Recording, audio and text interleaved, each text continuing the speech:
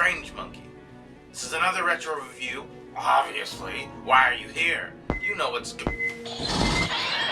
Oh, sorry about that. I was fighting some xenomorphs. Speaking of xenomorphs, today's review is going to be about Aliens, the 1986 classic film directed by the Lord and Savior, James Cameron. He's blessed us with so many great films over the years. You already know which ones. I don't even have to repeat them. Terminator! Anyway, so, this is the sequel to Alien, the critically acclaimed classic film by Ridley Scott. We've got quite an incredible cast in this film. We've got Sigourney Weaver, we got Bill Paxton, we got Michael Biehn. Oh shit, I fired off a shot. We got Lance Henriksen, and we've got quite an incredible story. 57 years after the events of the original film, Ellen Ripley's floating around in space, and she's found. And once again, she's dealing with the lovely people of the Weyland-Yutani Corporation, and she tries to convince them that these creatures are still alive, and they don't believe her. They're on the planet LV-426, and they're like, there's colonists out there, lady. We're good to go. There's nothing going on out there. And she's worried, because these people, her crew found all these fucking eggs and this xenomorph thing that, you know, nearly killed everybody.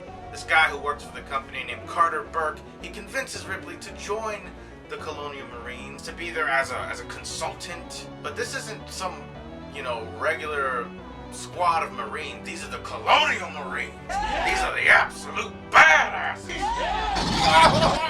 Whoa, wait a minute, I got ahead of myself. You know, we have such, some of the greats. You know, we have Sergeant Apone, Corporal Hicks, Private Vasquez, Private Hudson. So they go on that planet, and, you know, they start searching. Everything seems fine until they start encountering a shitload of xenomorph aliens, and they have to defend themselves because, man.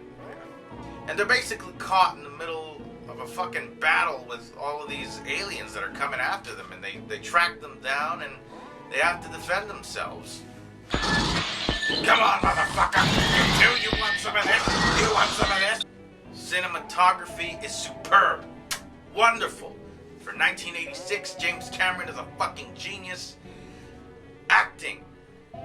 Perfect. There was nobody in this film that did a terrible job. Nobody.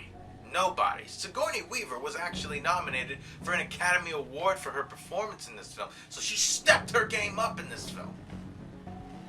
According to the little girl that they stumble across later on, Newt, who Ripley cares for, they mostly come at night.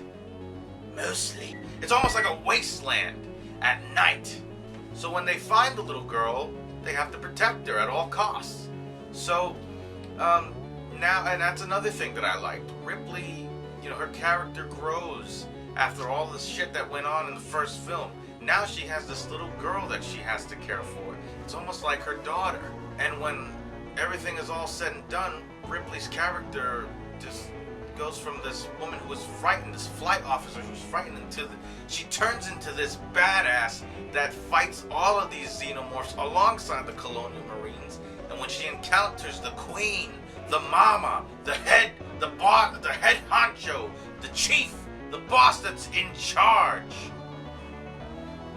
it's quite a battle, ladies and gentlemen. It's fucking incredible. Movement! Yes, I can check it on my phone. Don't judge me. It can be 1986 here as well. The look of the xenomorphs, they looked more frightening. They actually looked more terrifying this time around. I mean, don't get me wrong.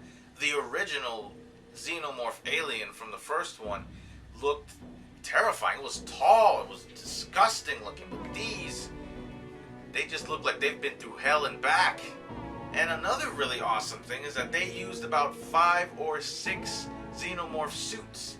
But they made it seem like there were thousands of these damn things on this planet coming after them. So that's a good example of working with what you got, ladies and gentlemen. This film still holds up today.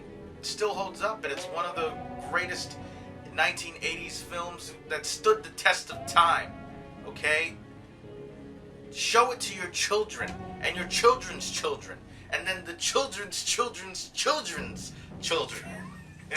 The one bad thing about this film that I have got to mention is the fact that the deleted scenes that were taken out of this movie should have been put back in. They should have never deleted them in the first place because they were great. But then when the Blu-ray releases and the DVD releases, all these special editions that came out, they restored them as time went by, and the film is a lot longer and even better. So there is nothing bad I can say about this film aside from that. It's perfect. So I must say, Aliens is still and forever will be a masterpiece.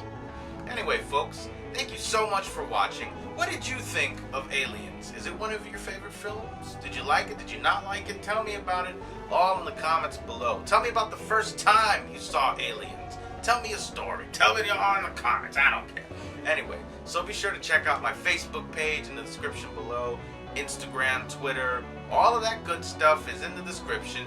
Thank you all for watching, and have yourselves a good fright. Game over, man! Game over!